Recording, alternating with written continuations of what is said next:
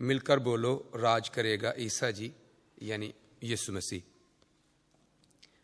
ये बात मुझे दोहराने का शर्फ इसलिए हासिल हुआ जिसके लिए मैं ये बात दोबारा से दोहरा रहा हूँ। बेशक हमेशा फतह हमारे मसीह खुदावंद की है। आज के पैगाम में उसका लिबास जो हमें बपतिस्मा दिया गया तो हमें मिला वो लिबास।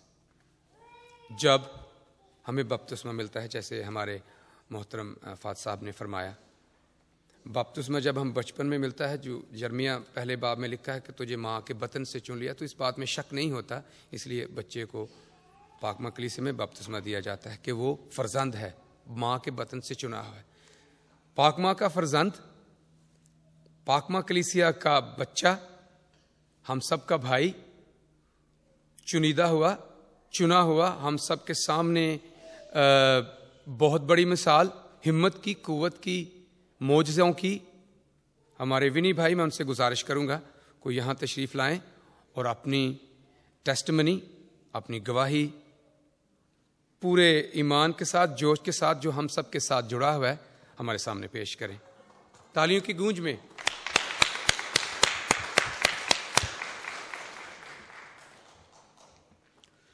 Salam Islam. I won't take too much of your time up. It's been a tough 2 weeks I spent in hospital, and there was some fantastic miracles I saw there, things that were life-changing. And before I went into hospital, me and Bernard went to a friend's house and we had a prayer meeting. And one of our friends said there, because I was a bit worried, one of them said, "Don't worry, Vinay, God will put all the right people in the right place when you go into hospital." So I got to hospital and I met the surgeon who was going to perform the operation, the transplant. And he was the same surgeon who operated on me 16 years ago. It was just unbelievable. He couldn't believe that I was coming in for a second transplant. And he said, things like this don't happen. He said, I never see another patient, the same patient again. So that was one miracle. The second one was the two main nurses that were looking after me were the same nurses that looked after me 16 years ago. And I'm like saying, God, really? Is this really happening? Because I just felt so comfortable then. So when I settled in, I asked for a Catholic priest. And the priest that turned up was Father Sean O'Brien, who used to come here. And I was like saying, "What are you doing here?" He says, "What are you doing here?" And he was asking about everybody. And it was a sign from God, because he knew where my mind was at. And he wanted me to feel relaxed, which I did. The next miracle I want to tell you about was, it started off negative, but it finished positive. So I had 2 operations in hospital. The first one went okay. It was about 4 hours long. I recovered from that. The second one was supposed to be 5 minutes, but something went wrong, and it lasted for 45 minutes, and I had to stay awake. And I was in so much pain. I can't tell you how much pain I was in. And I was praying while they were operating on me. I was saying the Our Father, I was saying Hail Mary, I was saying Glory Be, I was saying prayers I was making up. And my pain wasn't going away. And I thought, God, have you forgotten about me? Because sometimes you feel like that. Your pain's not going and you think God's not listening to you. And when I got back to the ward, I just broke down and I started crying. Because it just really took it out of me. I was thinking about my mum, my dad. I wish they were with me. And then what happened, the man in the next bed to me, he died. He just stopped breathing. And the crash team came, and he was dead for a full 5 minutes. They were trying to revive him. So I'm praying for this guy. Please, God, save this guy. And then I thought, well, maybe it's his time to go. Maybe God's called him. But I still prayed anyway.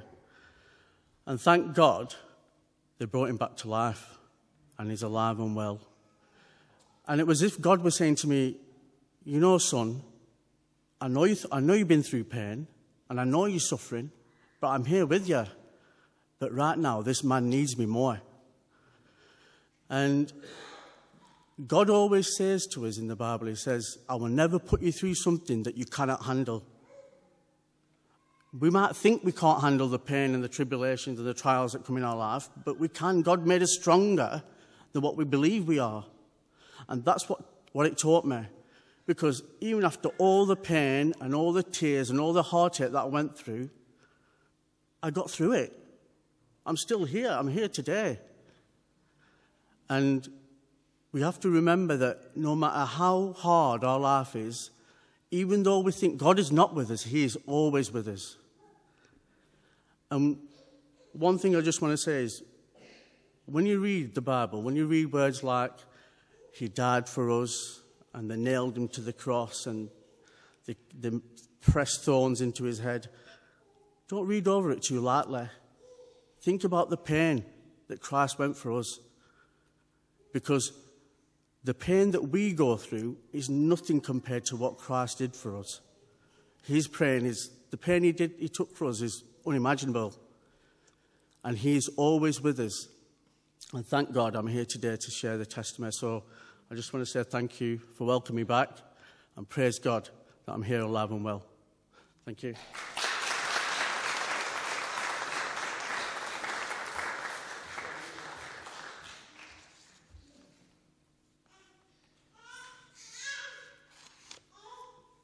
یہ ہم سب بخوبی